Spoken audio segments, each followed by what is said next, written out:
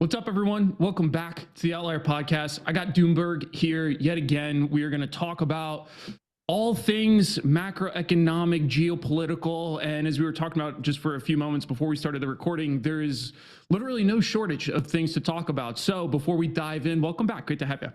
Hey, great to be back with you. I always enjoy our conversations and looking forward to another great one today. I always have an opportunity, like I was telling you right before we started, to selfishly learn a lot. So I fully intend to take advantage of that. The first thing I wanted to start with, I don't know, we don't have to go super far in the weeds depending on how you guys like to dance around the topics, but did you catch the debate last night? And was there anything in there that stuck out to you? And then just for the listeners really quick, we're recording right now on the 28th of June. So there was a debate last night between Biden and Trump. Yeah, look, we haven't written about the presidential election directly. We're not a political newsletter, although on various podcast appearances, I have made the case, which I think is just an obvious statement of fact, that Joe Biden is senile. And the man is not there. That's a shame for Joe Biden.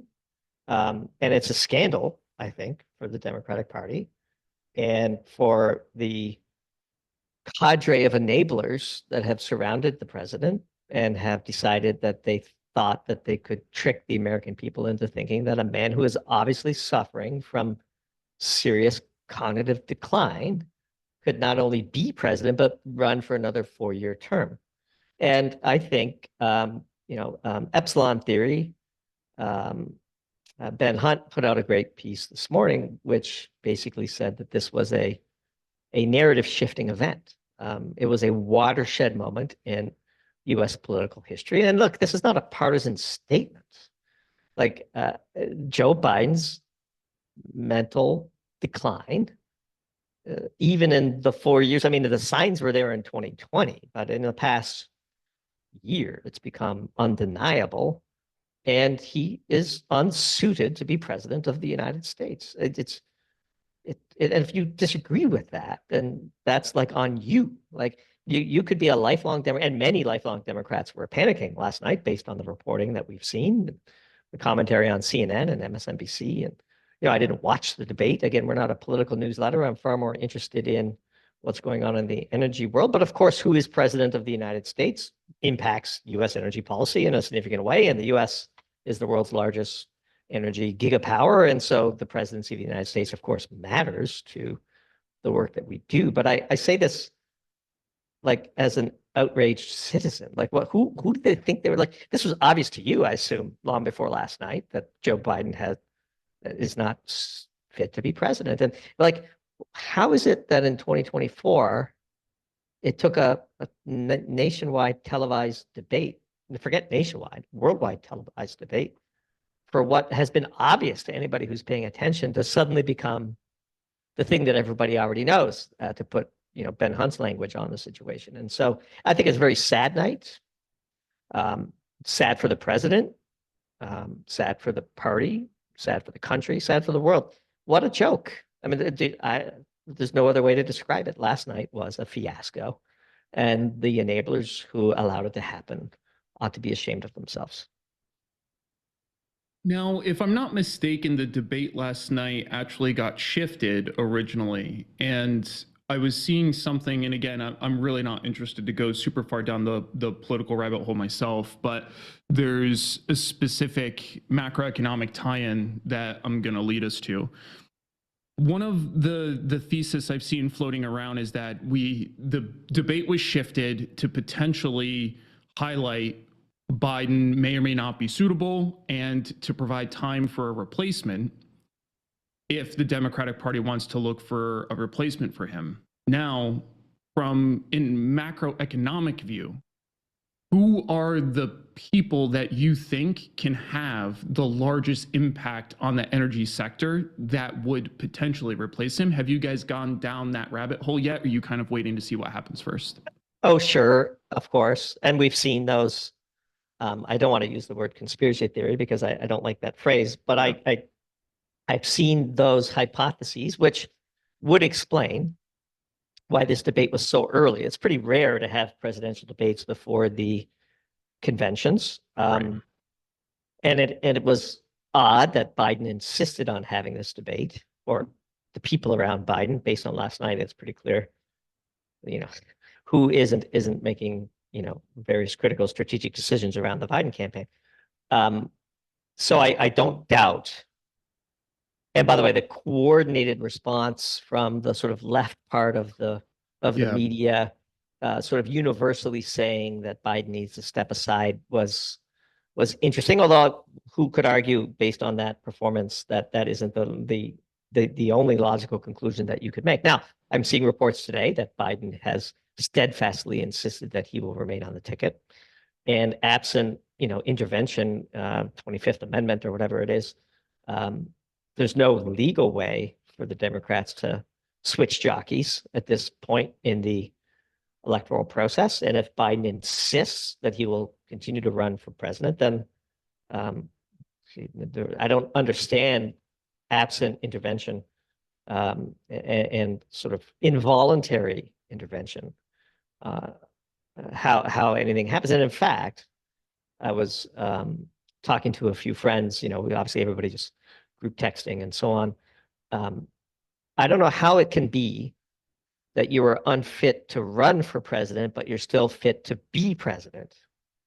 And so if he's unfit to run for president, doesn't he kind of have to resign? And he's not going to want to resign. And so he's going to run for president. That was kind of my deductive reasoning, at least as a hypothesis to sort of share with my group of friends as to how to game theory this out. Like, how can you not be capable mentally of running for president, but still be capable of being president? I don't think anybody is thinking about that right now. They're all just thinking about, well, he could just pull out of the race and, they'll have an open convention. Not so fast. He's still the commander-in-chief of the United States of America, right? Like, that's actually more important than running for president. Being president for the next 7-8 months or whatever it is matters. By the way, we're on the cusp of World War III. Like, if it ever were to matter, it would be now. So I don't understand, like, the logic. Either he can run for president, and based on last night, I don't know how anybody, absent blind partisans, could agnostically observe what occurred last night and come to a conclusion that this man is prepared to be president, and then leave him in office until January. So, like, if he's not going to resign, he's going to run. I don't see the state in which he pulls back but stays president. And I think because of that is a constraint, I'd be shocked if he pulls back. They may try to pull it off, but like, if you would like that, that's why I think the team Biden, whether it's Jill or whoever is making the decision, behind the scenes, they know that if they don't run, they can't stay president.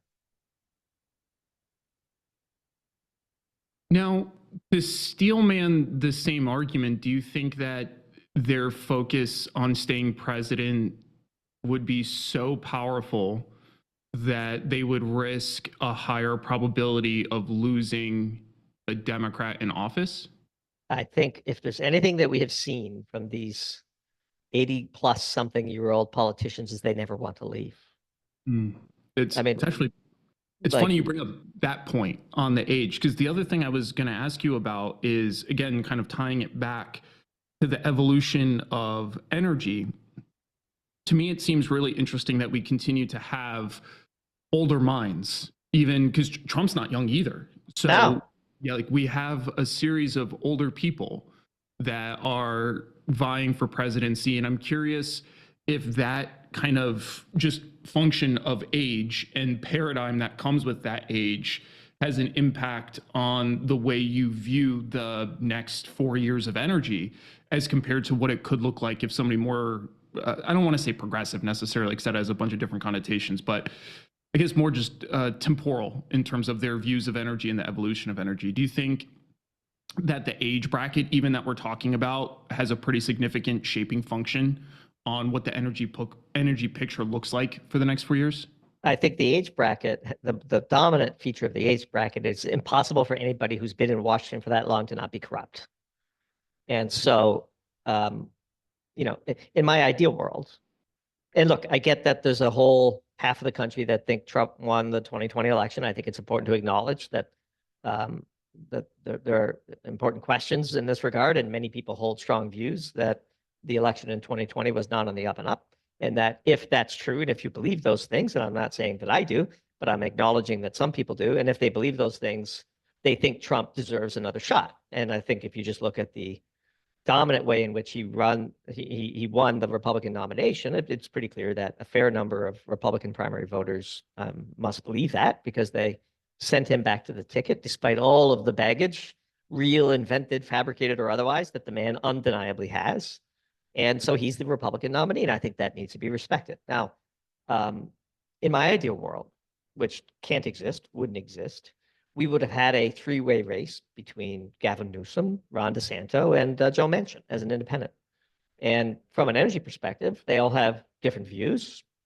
Although even Gavin Newsom has sort of come around to being pro-nuclear, and I think is just playing footsie with the renewable movement in California because of political necessity, and that if he were to be the selected candidate to replace Joe Biden, that he would move to the center. I mean, I wouldn't underestimate Gavin Newsom as a national political actor. I think he's a very talented politician. Do I agree with more than 10% of what he proposes in California? No.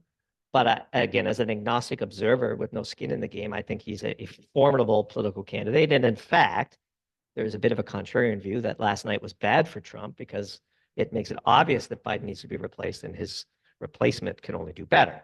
But a three-way race between Newsom, DeSantis, and Joe Manchin would have done two very positive things for the country. One, it would have presented the country with a choice among sort of the next generation of political leaders. I mean, they're not the youngest crowd, but they're certainly, not in their 80s. But also, two, all three of them can complete a sentence, right? And they have like well-articulated, informed views on important topics like energy.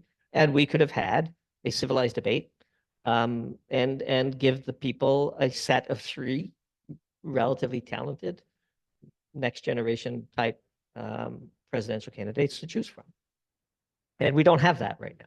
We have Trump, who half the country believes should be president and half the country believes should be in jail. And we have Biden, who is basically, I think, a victim of elder abuse. And how is this the choice? Is really befuddling. Yeah, I really share the same sentiment that you do in a lot of different ways. You mentioned a little bit earlier, and I wanted to ask you about this because the last time we spoke, you discussed this concept of World War III. Here, you're talking about that we're on the cusp of it, and then I think last time we were talking, you were of the opinion that we might be even a little bit further potentially. It might have kind of already kicked off. I would just love an update on that perspective and see if that's still your view, if there's new inputs that factor into your assessment of that. Because obviously for me with a military background, the concept of World War III is very scary. tough. It's scary too. I hope, because you're a sane person who doesn't want to see you or your friends die. Well, and just a quick caveat off that as well, even as you look at the evolution of warfare from a practitioner standpoint, it starts to get kind of terrifying. Everything that you see going on with Russia and Ukraine, the capabilities of these drones, the idea that you can have a infantry battalion out there that just gets swarmed by, a few hundred drones that cost pretty cheap relative to what they are is terrifying. Yeah, look, here's I think we're way closer to World War III than is being reported in the West. I'm not sure if you saw this or know this, but last week, there was an ATACMS missile that appears to have been partially deflected and exploded, and the cluster munitions, at least some of them, fell onto a beach where civilians were enjoying the sun in Crimea, which Russia claims to be part of Russia and Ukraine claims to be part of Ukraine. And so it is contested territory, to be fair. And Russia accused the US of directly being involved. And I think it's pretty clear that those ATACMS missiles require U.S. guidance systems and, drones to help pinpoint targeting and so on. And an amazing thing happened that has been completely ignored by the Western media. The Russian Foreign Ministry summoned the U.S. ambassador and said in their official readout that they told the U.S. ambassador that they believe the U.S. is now an official party to the conflict in Ukraine, and that the U.S. had helped Ukrainian leaders facilitate a war crime, and that they should expect swift retaliatory measures on the part of the Russians. When the Cuban Missile Crisis was unfolding and the world was on the edge of a nuclear exchange, it was wall-to-wall coverage in the West. How many people listening to this know what I just said? Would you guess? None. Oh, I would imagine the vast majority do not. Correct. Everybody in Russia knows it. And in fact, the feeling in Russia is that Putin is being too weak and too slow to respond to this event. And that once again, he is not being as hardline as many in Russia would like him to be. Now, there's this belief in the West that Russia is a one-man show. I think that's a false belief. Putin has his own political constraints. And by the way, like if there were to be a quote unquote regime change, which many in the West would like to see in Russia, I suspect that the person who replaces Putin would be harder line, and that would accelerate sleepwalking into the abyss as we seem to be doing. So we have this situation. We have reports of North Korean troops being sent to fight alongside Russia in Ukraine. The Russians have warned that because the US is arming, and the West and NATO are arming Ukraine with advanced missile systems, that they will do the same to enemies of the US in various proxies around the world. North Korea would be on that list, for example, given the tensions with South Korea and the US bases that are just over that border. The Houthis, the Iranians, pick your favorite. There's an important Iranian election happening today. And depending on who wins, it looks like there might be a similar treaty signed between Iran and Russia that has recently been signed between North Korea and Russia. I wonder how many people listening even know that.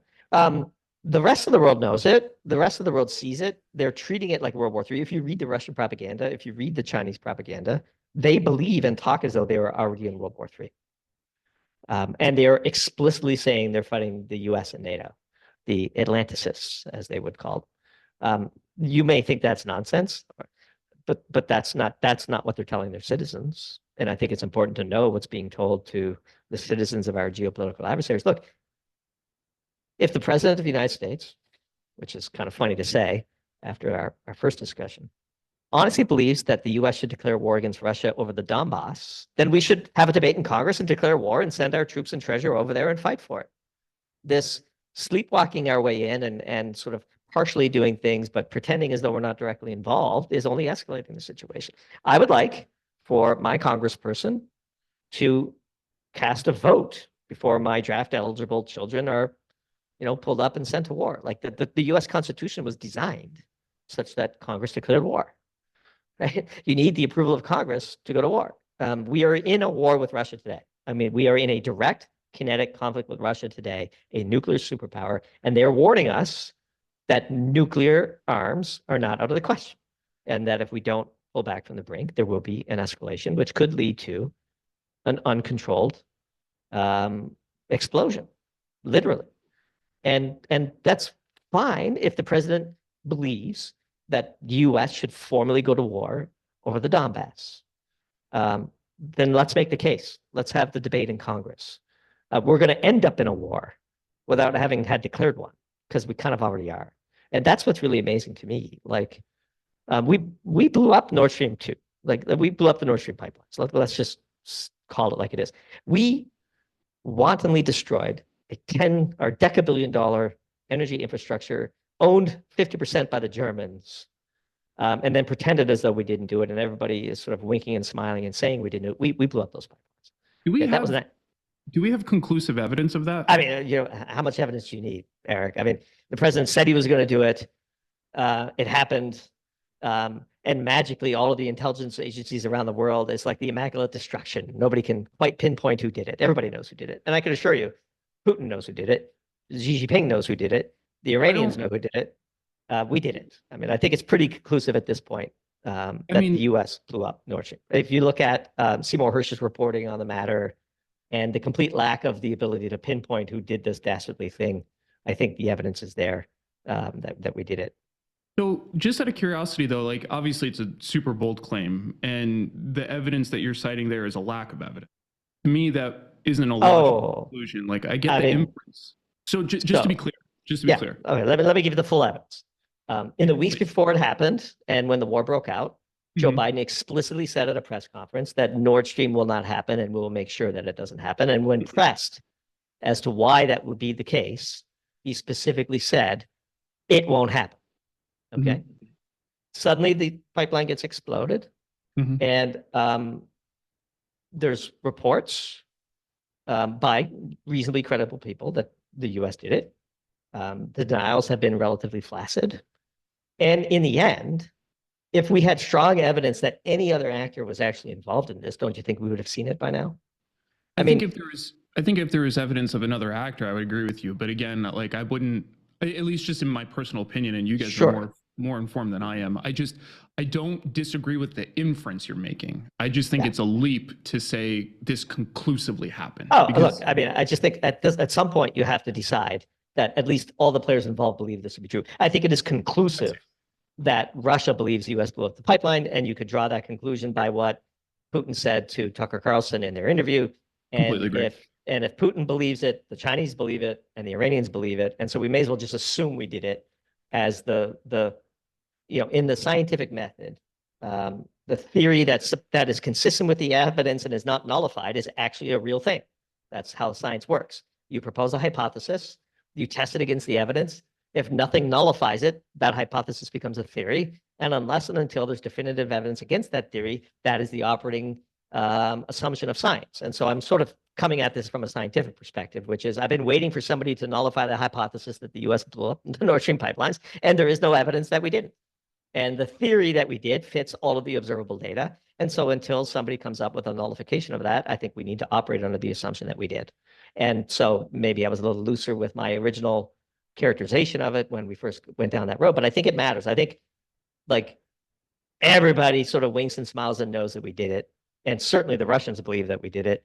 And if we had any evidence that anybody other than us did it, and certainly one of our adversaries did it, then we would be screaming that evidence loud and high, and we're not. And so I don't know. I think it's a pretty safe assumption for an analyst like you and I to have as an axiom for further game planning.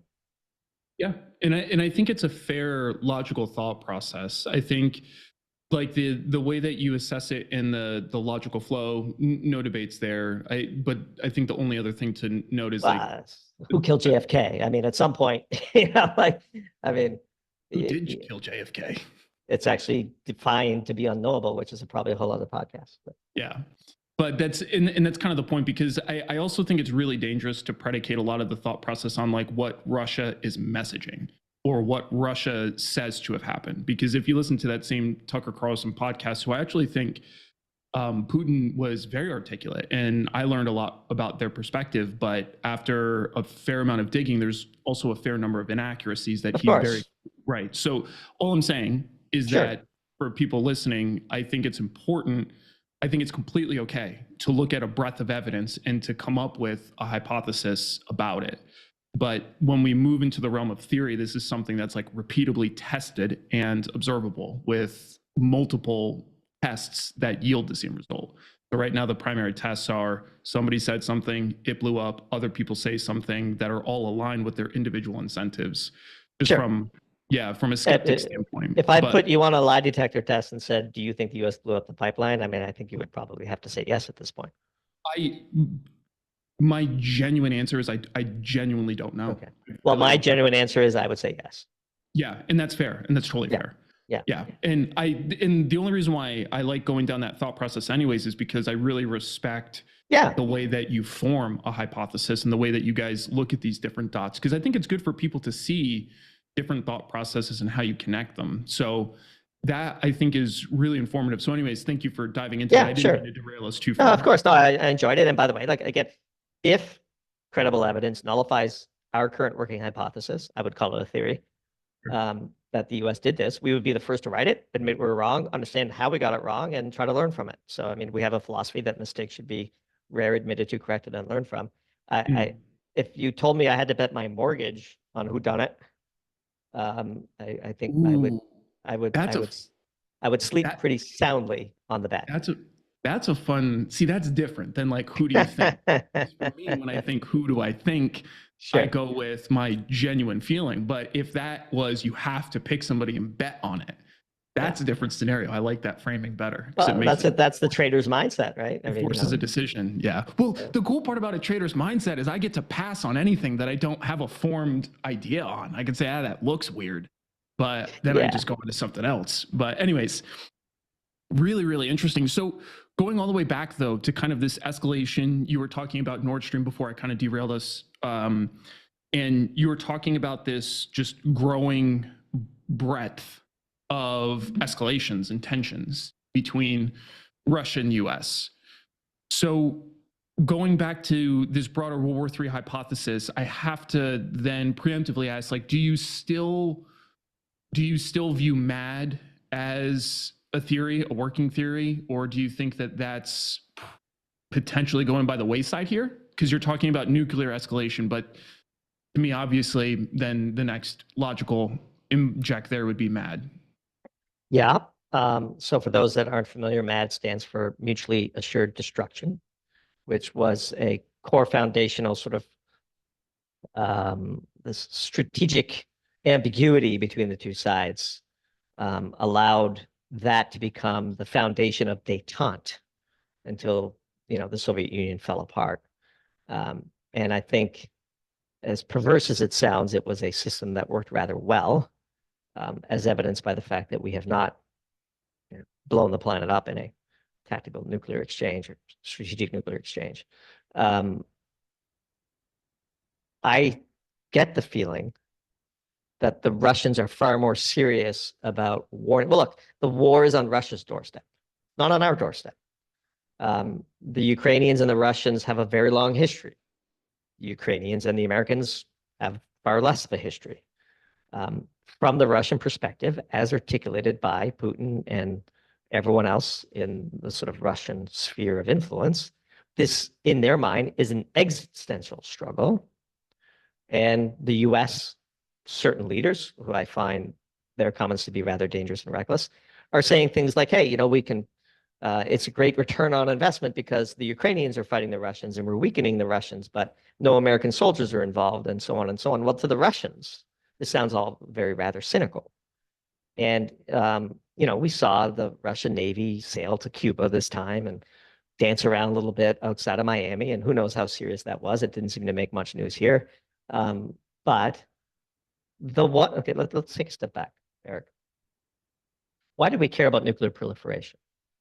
Why do we have international treaties and we have huge, diplomatic efforts to make sure that countries don't become nuclear powers? Well, the primary reason we care about nuclear proliferation is once a country obtains nuclear powers, you have to treat them differently.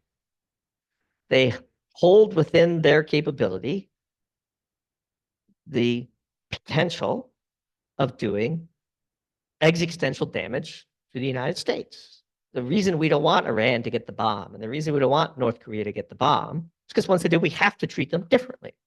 Russia has the largest and most sophisticated nuclear arsenal on the planet. It's bigger than ours. It's more modern than ours. There's no scenario where if we escalate to a nuclear war, we're going to shoot all these things out of the sky. In my view, I'm not a military expert. I think it's certainly not a risk worth taking, right? So, like, give you another example. The dangerous analogy that I see going around is that this is akin to Chamberlain appeasing Hitler in 1939. Hitler didn't have nuclear weapons. Neither did France. Neither did the UK. And if the three of those countries had massive nuclear arsenals, I suspect World War II might have developed differently, right? Like, this is not Chamberlain.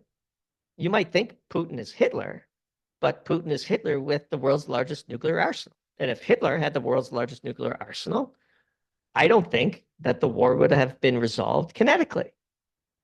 I just don't. And that is a really important thing that people in the West, I believe, are being quite flippant about. The Russians are not being flippant about it. The messaging is very clear.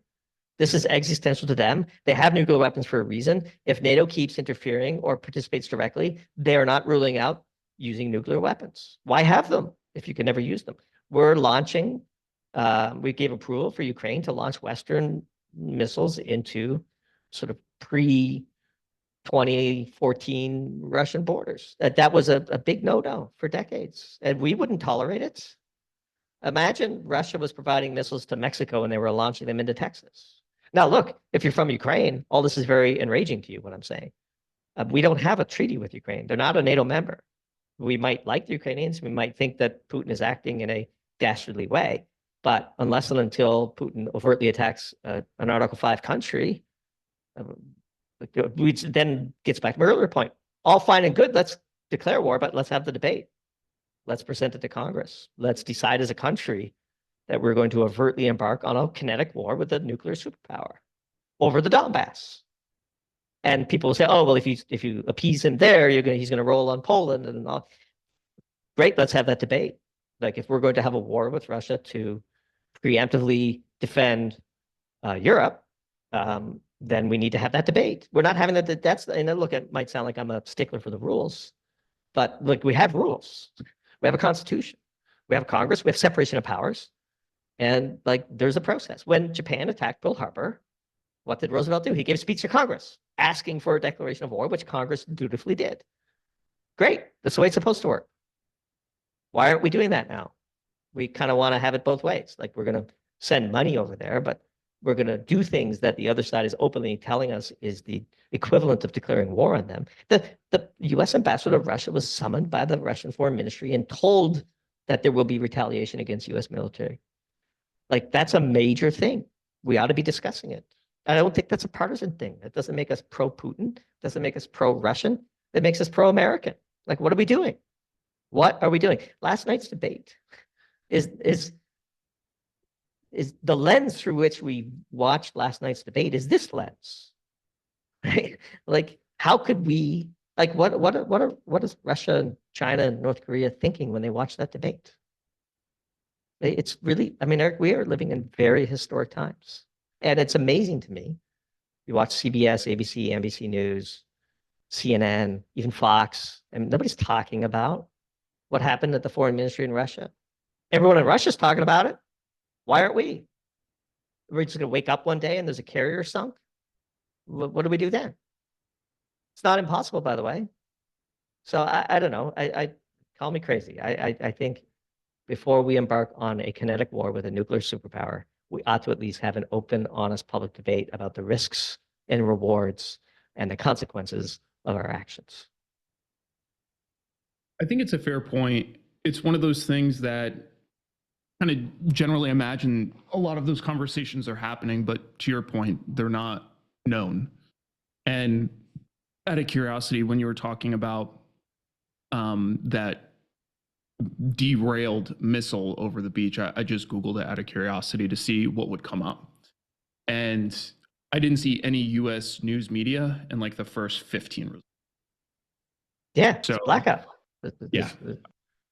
I think it really elucidates your point on where the conversation is happening and where it's not. Look, I actually, what I believe happened in that event is Ukraine launched a series of ATACMS missiles into Crimea at military targets, and Russian air defense system either partially deflected or caused the missile to deflect and unintentionally exploded over civilian targets, which happens in war. I happen to believe that's what happened. The Russians are openly stating that this was a deliberate act of terrorism by the Ukrainians, facilitated by the Americans. Now, I don't happen to believe that's true. I'd be shocked, for example, if U.S. were to allow ATACMS missiles to be used in that way. But that's what the Russians are telling themselves, and we ought to at least know that and ponder what that means, right? And so I want to be very clear. Like, I'm not judging good guy, bad guy. I'm just observing a developing situation that is very ominous, and then observing at the same time, as you just proved with your Google search, that nobody over here is talking about it. That's the part that amazes me. Like, Putin is Hitler. Ukraine is worthy of our treasure and troops and our blood. Great. Like, that, those are positions I could even be convinced on. But we're not having that debate. We're just sleepwalking into the abyss. Yeah, and to your point, I'm looking at an article from the Moscow Times And it says Russia's defense ministry said Wednesday, and Kyiv bore responsibility for a deliberate missile strike on peaceful residents, which it said used U.S. U.S. supplied missiles. So Yeah, that cannot be targeted without US drone technology and satellites and so on. And I also saw that he has apparently given the go-ahead to shoot American drones out of the sky in the Black Sea, which the US would probably say is an act of war because they're flying in international waters. And so you could see the very clear steps in the ladder of escalation, right? Like it's coming. But again, the thing that's the most amazing part to me is I would guess less than 2% of the people listening to this podcast knew of anything that we're talking about before today. That's the yeah, part that scares me. yep. Well, and I think that's one of the interesting components about just general narratives as you're talking about both from Russia's perspective, but also the US perspective. I think that's one of the difficult parts when trying to keep track with stuff like this, as you guys probably know better than just about anybody, is how intensive it is to actually identify true information from wherever media sources surround you. Because this is something, I mean, reading further on this article, it starts talking about a terrorist attack and they're opening an investigation. So, to your point, very clear narrative being told on their side. Yeah, interesting. Well, we wrote a piece called Mapping the War where we address this issue. Like, look, propaganda is thick all around the world. And especially during times of war, right? When emotions get very high. Look, I don't know that many Ukrainians. I don't know that many Russians. I have no particular emotional, tie to the war. I know war is terrible. And I think what's going on, as we said in a piece recently, that I think like Russia wantonly bombing Ukrainian energy infrastructure is an act of war, is a war crime, sorry. But, wars are basically nothing but the integral of a series of war crimes. But just objectively, I'd like to know what's going on, right? And you can't know what's going on by reading The Economist or the New York Times. And you can't know what's going on by reading the Moscow Times. But there is a whole series of pro-Russian, pro-Ukrainian, and ostensibly neutral mappers who are following the day-to-day ebbs and flows on the battlefield, using geolocations aided by AI and satellite data and reporting on the ground and Telegram channels and soldiers' social medias and all this. The information is leaking out of here. So you can see every day what's going on. And then you can compare the reality of the truth that you begin to assemble, correcting for various biases. Look, bias doesn't mean not useful as long as you understand what the bias is going in. You might assume Doomberg is biased towards the fossil fuel industry and you read our pieces accordingly. Of course, that's fine. Like that's normal. Everybody's biased. Nobody's free from it, not the least of it us. But once you get an semblance of what the truth actually is, and then you can observe how it's being reported, and then you see what happens in the weeks ahead where the early truth that you learned becomes reality and sort of conventional wisdom at some point, then you could begin to trust certain sources. And we've developed a cadre of sources that we use to follow the war. And we're only following the war because of its impact on the energy sector and also the potential that my house could get destroyed in a nuclear holocaust. So that's kind of important to me too. But like after a while, you begin to see like, yeah, like this paper is nonsense. Like the economists and the Financial Times are reporting just does not reflect reality sometimes. And then when they actually do reflect reality, that's data too. Like, oh, why is it okay to say that now? Right? Like, because again, we're submitted to propaganda, and propaganda is a legitimate tactic of war. Like we had huge propagandas in all the wars that we fought, and that's perfectly normal. That's perfectly sensible. But as a free-thinking person, as an analyst, your objective is to try to sort of cut through that propaganda and find out what the truth is to the extent that you can. And in many ways, the internet has made that easier and harder. There's an enormous amount of signal, and there's just as much more noise. And so the ability to sort of separate the two is a skill worth learning. Yeah, what a great point. And I'm glad that you walked through a little bit about the process you use to navigate that, because I think that does become a daily skill set for people. So thank you for kind of going into that a little bit. Pivoting over more now to the energy side, I was listening to a couple of your recent conversations and pieces about decarbonization and the path you think we're taking. When you look out over the next 18 to 24 months, might be a little too short term, but starting there, what's your perception of the current roadmap we're on and the potential impact thereof? So the world is not decarbonizing. Interesting thing happened this week. June 20th was kind of like a holiday for us here because the Energy Institute released its statistical review of world energy for 2024, which is encompassing of data from the 70s all the way up to 2023. And we learned some very interesting things. One of the things we learned is that the consumption of oil set a new all-time record. The consumption of coal set a new all-time record. And the consumption of natural gas basically tied a record from a couple of years ago, but is sitting at an all-time high. And in fact, this is a stat that will blow people's minds, especially when measured against the propaganda around renewables that we have been fed.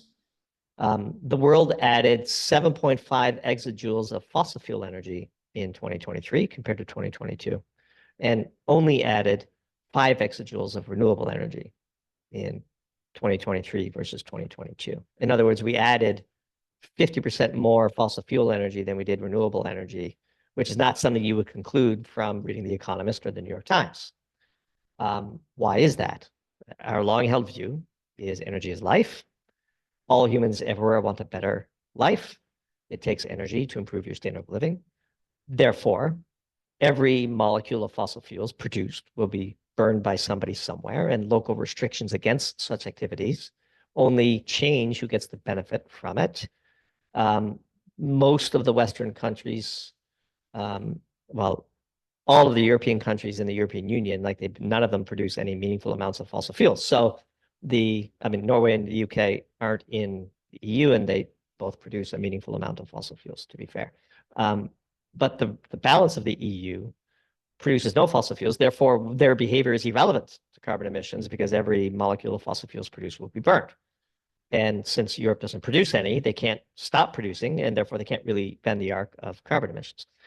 Indonesia, China, India, Pakistan, Brazil, they're going to develop. And if we don't burn oil, they will take that oil at a slightly lower price than would otherwise be and burn it themselves. And they are. And that's what we're seeing. The world watched what Europe did and stopped listening to what Europe says when the energy crisis hit Europe, and they reverted back to the coal mines with the speed and efficiency of the evacuation of Dunkirk. And they took the appropriate lessons. And so they're burning more coal, they're burning more oil.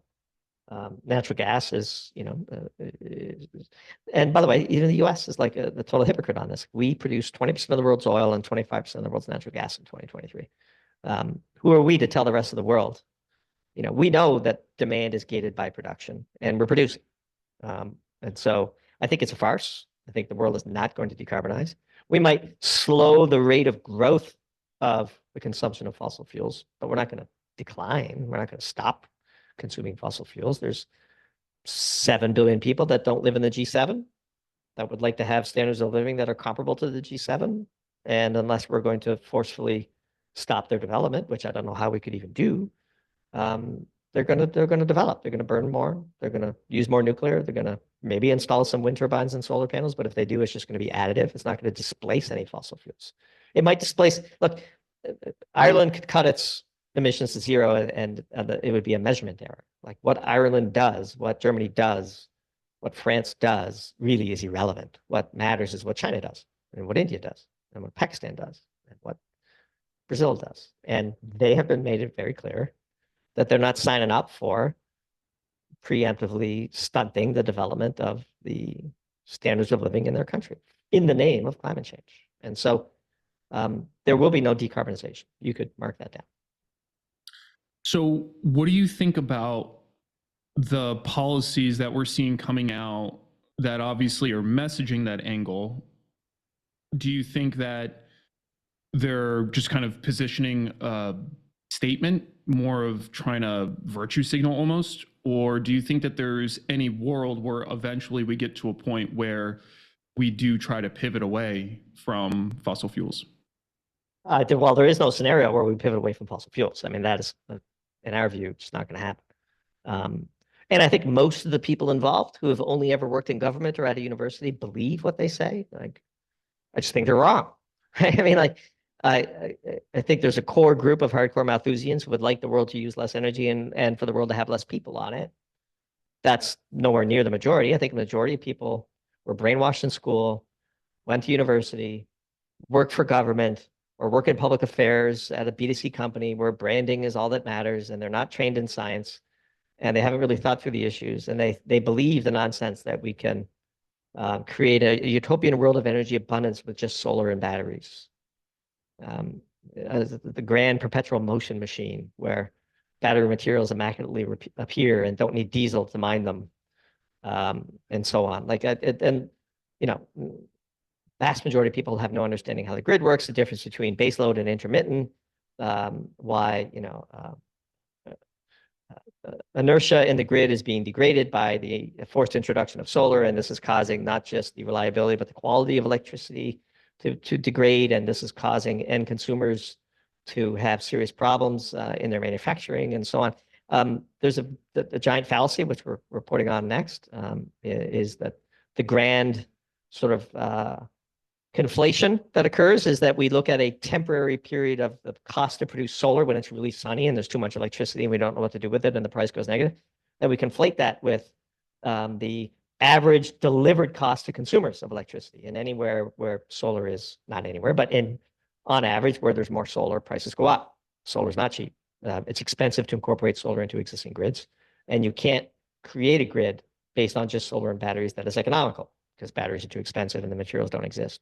And so we've reached this point where we accept a degradation of the grid so that we can all sort of slap each other in the back and pretend like we're doing something to save the planet, when in reality, the arc is very clear. And I think one of our predictions is that the Energy Institute will no longer produce this data because it's too embarrassing to the green energy transition, and they'll eventually either stop doing it or start lying.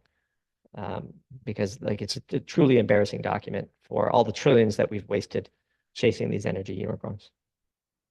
Did you see that California is exploring the idea of mileage tax versus a gas tax?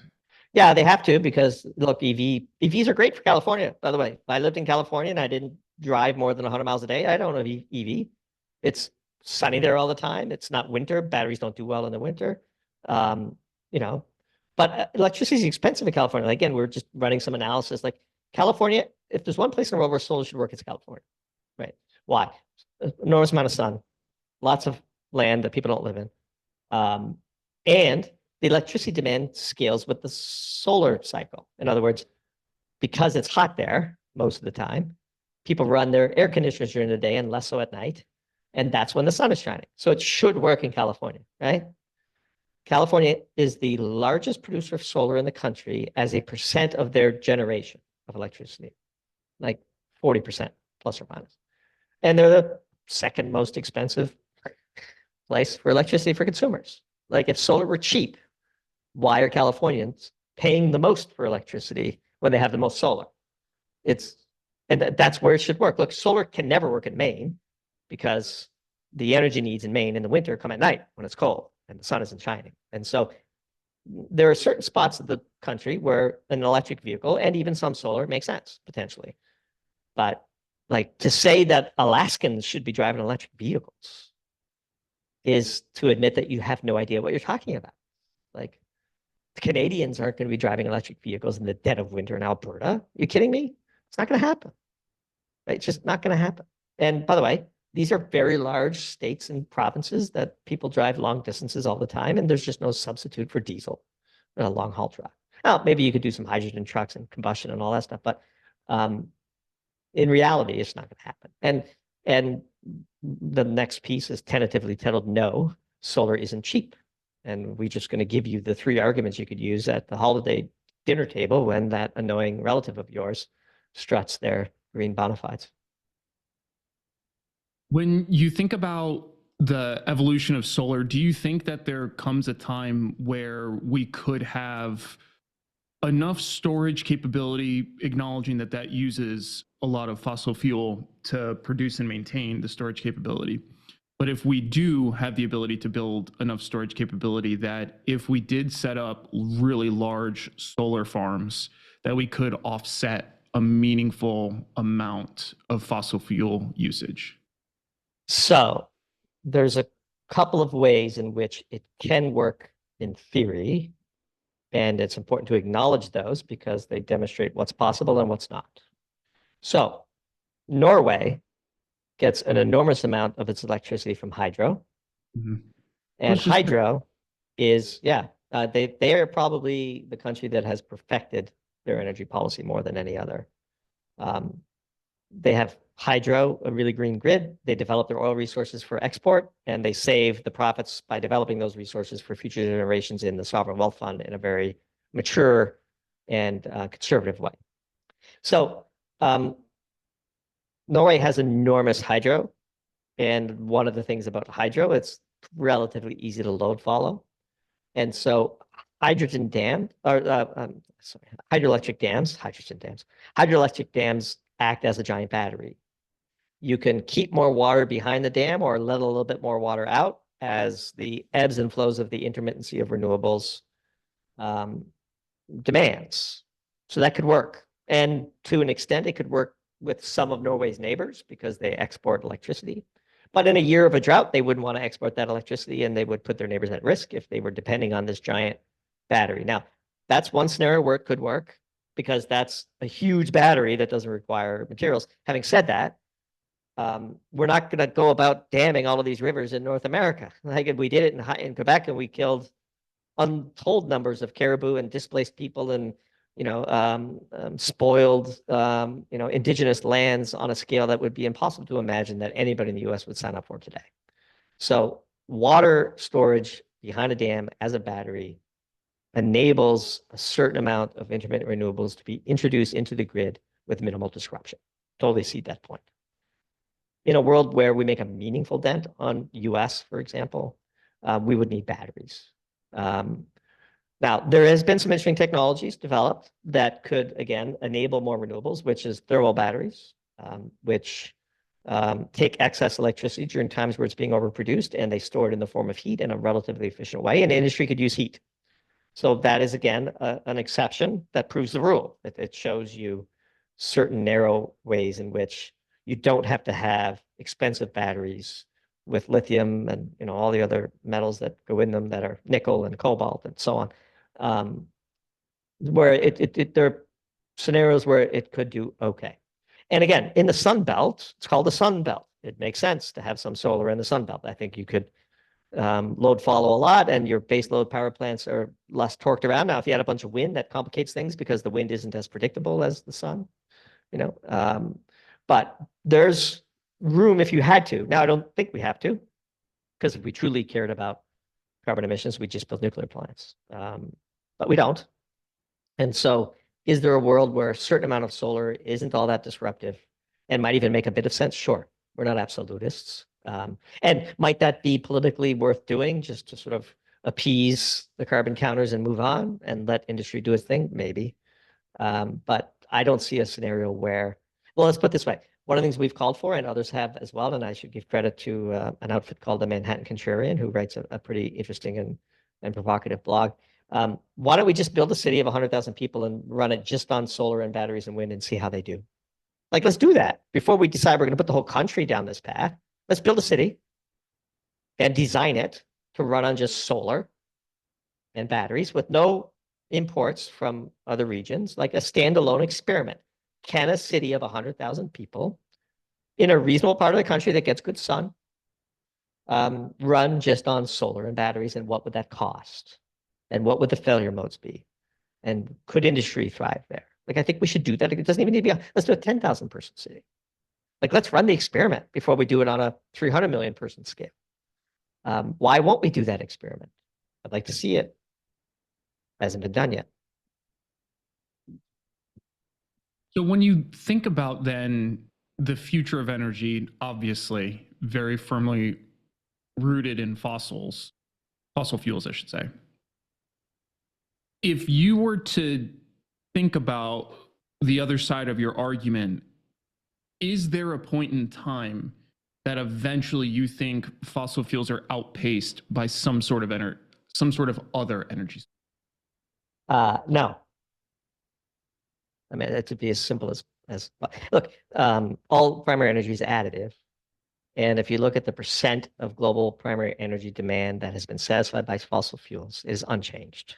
Right. I put a chart together the other day. I haven't published it yet, which is the percent of primary energy satisfied by coal back to 1965. It's a flat line. It's a flat line. Like we set coal records, and proportionally, we're getting 28% of our primary energy from coal. Period.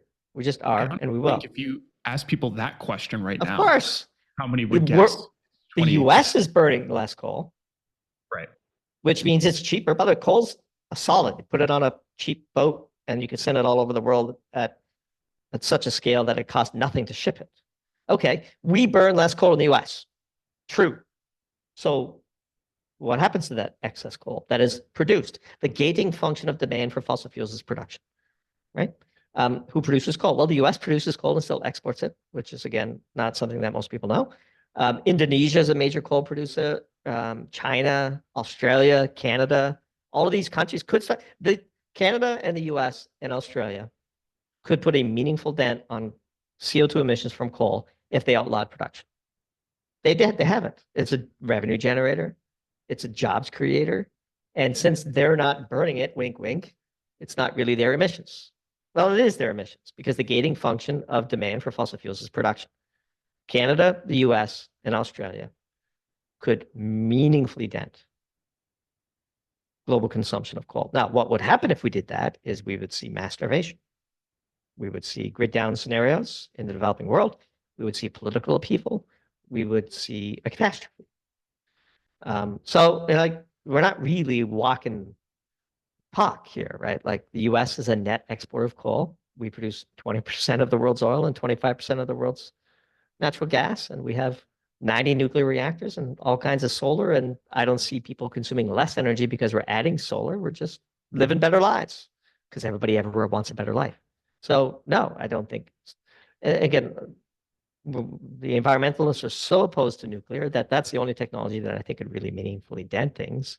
But even then, the world has an insatiable appetite for energy. Look at AI. I mean, we're going to see major disruption to the world's electricity grids in the West in the coming years. I mean, it's going to happen because of demand. Like, energy is life.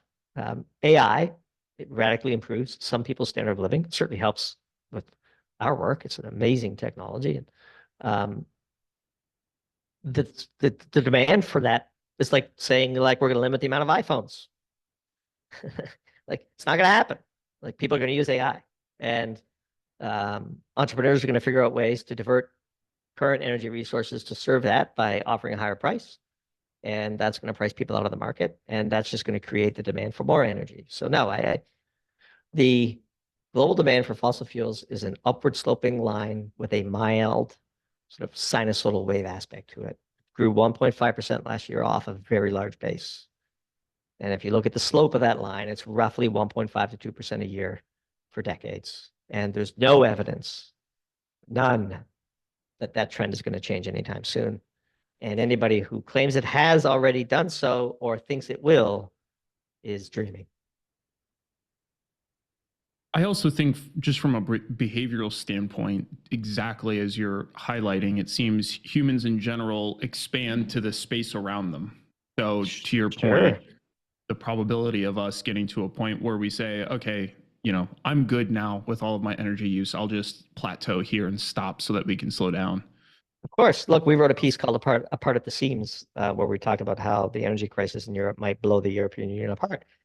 And we said in the piece, like, it is unpopular to force by dictate that populations should voluntarily or involuntarily lower their standards of living in aggregate. It's unpopular, which means the green energy transition is fundamentally incompatible with democracy because elections are popularity contests. It's in the term populism.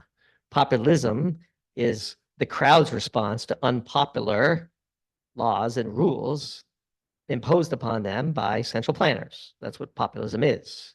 Now, the media could say it's far right, and it has to do about immigration or pick your favorite, social issue. I believe it has everything to do with energy. Even immigration is about energy. If you have a high degree of immigration, then the GDP per capita goes down, right? And so, like, there's no way. Like, what did Joe Biden do at the first sign of elevated gasoline prices in the U.S.? He emptied the Strategic Petroleum Reserve ahead of the midterms.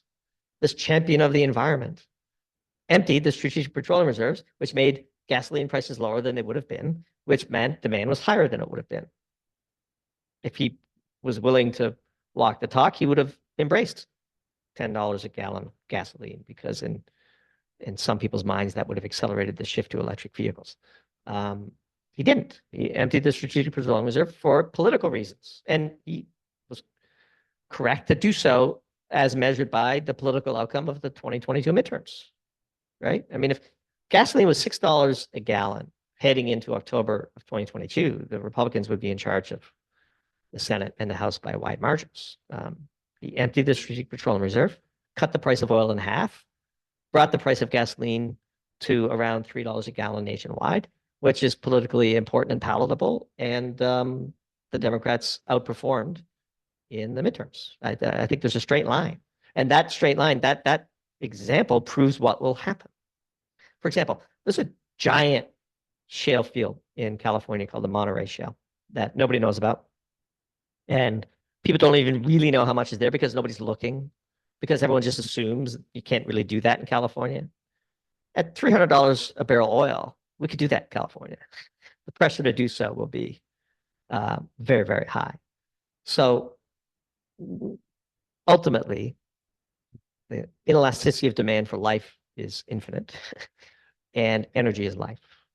And all humans everywhere want a higher standard of living, even those of us in the US that are living a comparatively piggish lifestyle compared to the 6 or 7 billion people that are struggling to make ends meet every day.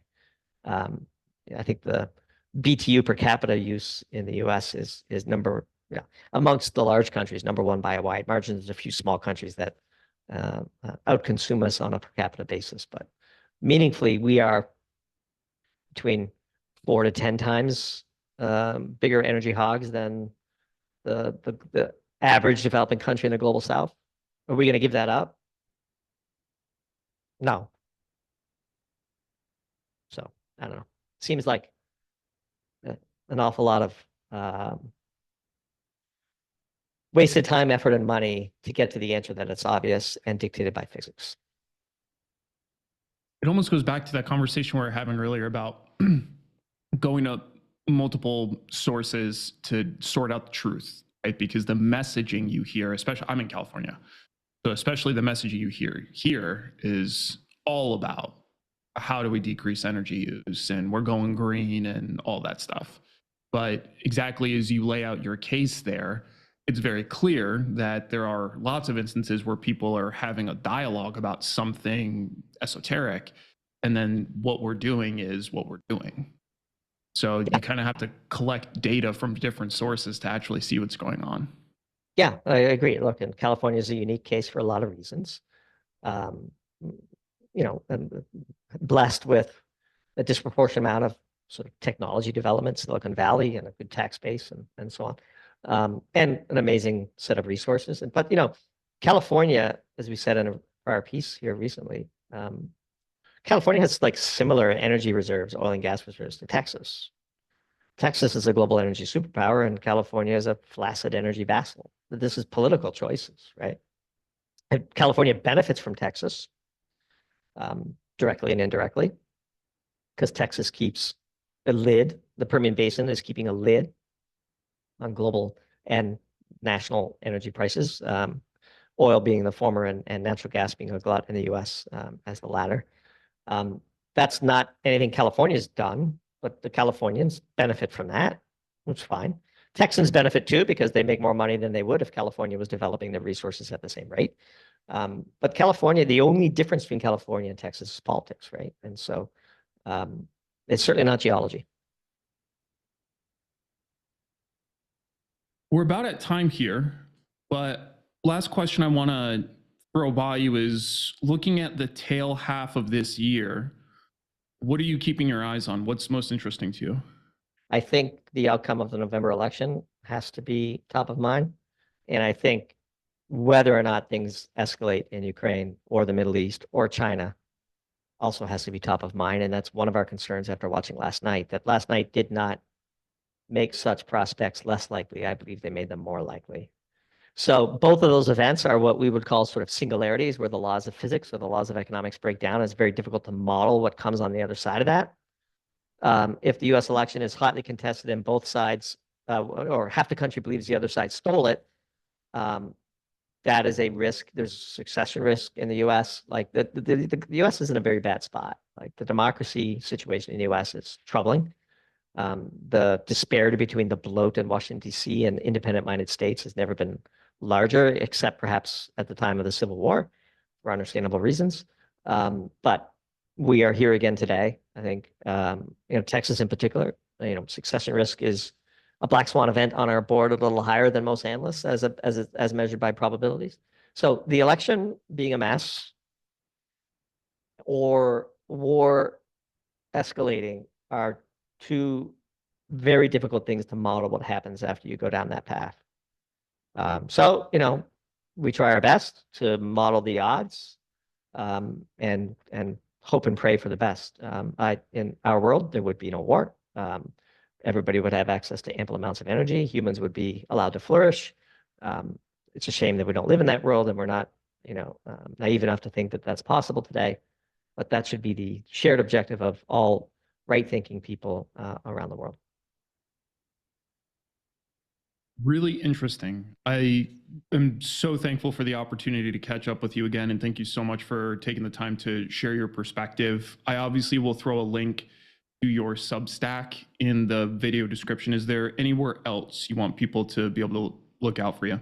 Yeah, the primary gate portal into all things Doomberg is Doomberg.com now. We managed to acquire that domain name and ejected a squatter from it for a really stupid price, but For a tidy sum, I bet. yes, but the market value of Doomberg.com grew as testimony to our work, I suppose, and so in a way it was a compliment, but it was a painful one.